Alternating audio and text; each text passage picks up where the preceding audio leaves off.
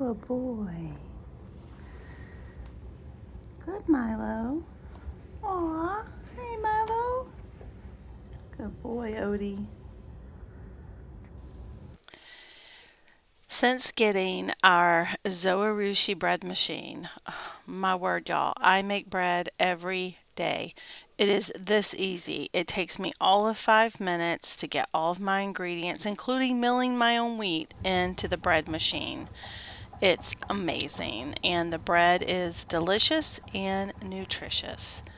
And I am just so thankful that I got this machine. You can see it's kneading the bread. It just makes the most perfect loaves of bread, and the dough is wonderful if you just want to do it on the dough function to make buns. I have a video coming up on that, and it just makes my life so much better.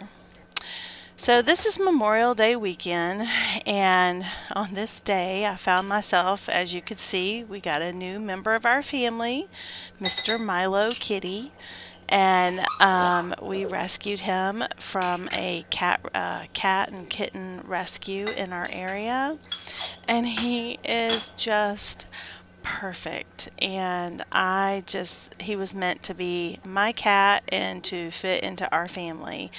The dogs are adjusted pretty well at this point, and so I am just thankful. And I have missed having a cat since Mr. Kitty passed away back in October of 2022. So it was time. So this is a heavy whipping cream, freshly milled grain. I did kamut for this one. Yeah, I think this was straight kamut that I milled, and I used heavy whipping cream, some baking powder, and salt, and you just kind of mix it all up like that. And it's kind of, at first it's a tacky kind of dough, but then once I kind of got it out on the mat and kind of used my hands, I don't know if it was the heat from my hands, it just seemed to come together a little bit better. I rolled these out to be, I believe it was about half, it said half an inch to 3/4 inch for the biscuits. And I actually got this recipe from Sue Becker's cookbook. And I really liked this recipe. I thought it worked really well. It took 1.5 cups of the heavy whipping cream, and it did call for, I want to say it was either a teaspoon or a tablespoon of sugar, and that was it. It just came together really, really quickly. And like I said, I made biscuits using the old cookbook using a lard, and I liked making those. However, I used all purpose flour for those. So this was doing freshly milled, and I have done freshly milled in the past, and they were kind of a little grainy, and these did not have that consistency. So I think this was, Sue Becker has a couple different recipes for biscuits, but this is her one with the heavy whipping cream. And like I said, I really liked this one. Like I said, I don't know if it was the heat from my hands, but I ended up pretty much getting it to come together just fine, and these were delicious. And like I said, I don't remember how many it said it was supposed to make, but I have an antique cast iron griddle. I guess it's like a little griddle pan, biscuit pan. I don't know what they call this, but I got it at an estate sale years ago, and I've kept it seasoned, and it is perfect for doing biscuits on it. And so I filled the little pan up, and so I can't remember, like I said, if it made exactly what it said it would, or if my biscuits were bigger or whatnot. And then these cooked up pretty quickly. I think they were about 15 minutes at 400, and our biscuits were done. And so we had biscuits and Bulgarian plain yogurt that I put a little jam in, and we put a little jam on our biscuits, and This was so delicious and it filled us up until we had dinner that night because we ended up working in the garden and taking a hike. So we ended up hiking and at a local state park. I think we ended up doing over 4 miles and worked in the garden and cut grass and all the things because this time of year it's always about cutting grass. If it's not raining, we're cutting grass. Somebody's cutting grass. So, and this was the little last one I had to make, and that's the one you just kind of shape, and it's not as uniform as the others, but actually it did pretty well, and I just hit it in the middle. And you will see that these turned out really well. So, but back to Milo the kitty. Like I said, we got him from a rescue, and he is our latest little furry animal family member, and it has taken me a while. I've been wanting a cat for a while, and I actually went to the rescue looking at a different cat they told me was good with dogs because that was important. And by the time I got there, someone else had beat me to him and had adopted him. And so I ended up they had other cats. They had some, bless their heart, that their owners had passed away, but they were older cats and they had never been around dogs, and I didn't want to do that. And so we ended up, the lady said, well, at a different location we have two boy cats that have, look at them, aw, that are good with dogs. And My name is Milo. that's Milo. That's my Milo.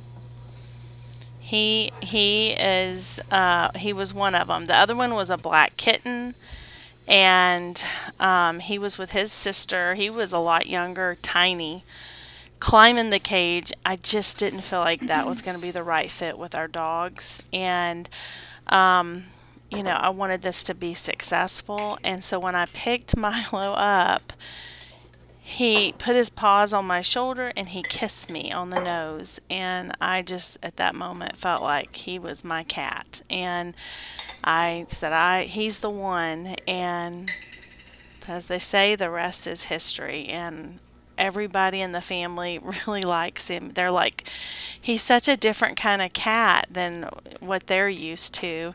Because Mr. Kitty was also a rescue, but he ended up being partially feral. So he was not your lovey dovey kind of cat usually. And this one is lovey dovey, and he's totally indoor and just a real sweetheart. And so, but those were our biscuits and our yogurt. And now we're out to the garden. Hey guys, welcome to Sewing Back. Sorry, the sun's in my eyes. I forgot my glasses. Welcome to my garden. It's Memorial Day weekend. It's Memorial Day, and I hadn't really shown a lot in the garden as of late. Mainly just because I have to come out here and do things here and there when I can, when I get home from work and stuff like that, and fighting rain, making sure grass is cut. That we have a lot of grass. This year, the grass, actually last year towards the end, it was a lot. And so, yes, a lot of places where we used to have wood chips is now grass, and that takes time. So I also have a Broody chicken that she's my oldest girl, Goldie girl. She has brooded before. I'm just a backyard chicken keeper. I do not have any roosters, so she just went broody. I broke her brood the first time she did this. She's kind of older now to be doing this, but it's for real. And so I have been having every day to go in, take a clutch of eggs from her that she gets, and I take her out, feed her, get her to eat, kind of break the brood, and I just gotta keep on keeping on because it appears that she's back on the her nest. And so yes. So anyway, I just wanted to show you a little bit of the garden. And my lettuces, we did this together. And these I have been cutting, and they are probably, I've had a couple like this. This is probably getting ready to go to seed. So a lot of this, I still pull some stuff off, but a lot of that will become chicken food.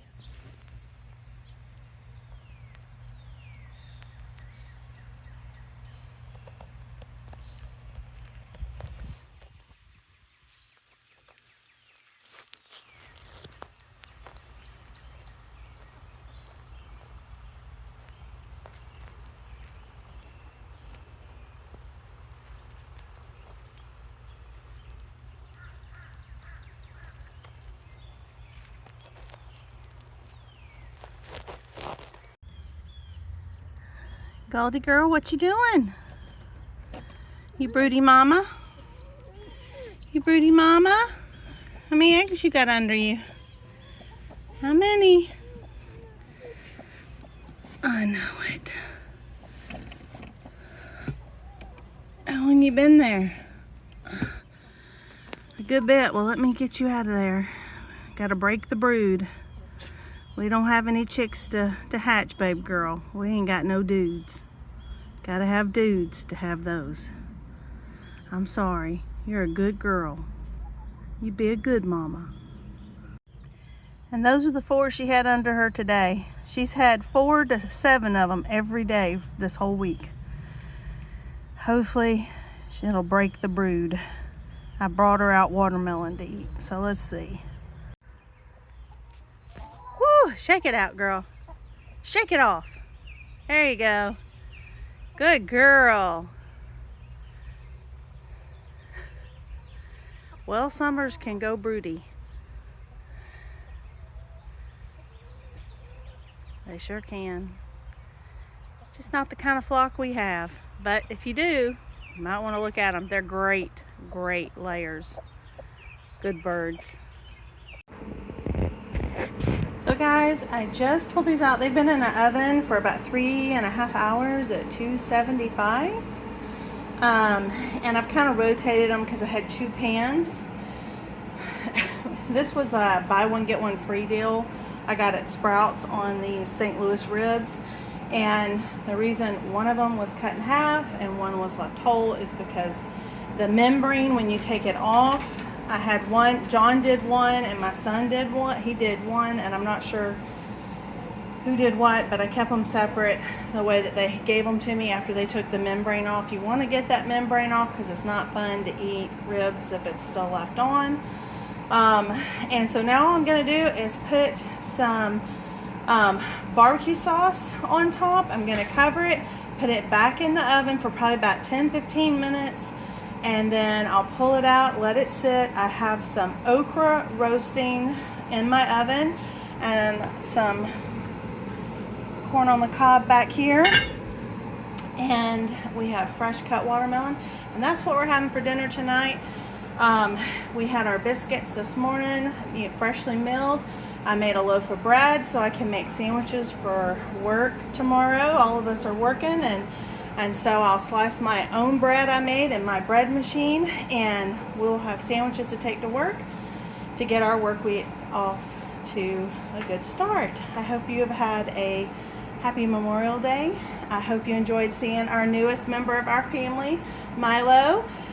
He's our kitty rescue, and yeah, and so anyway, if you are someone who has lost a loved one, who has served our country, thank you. That is the ultimate sacrifice so that we can have freedom.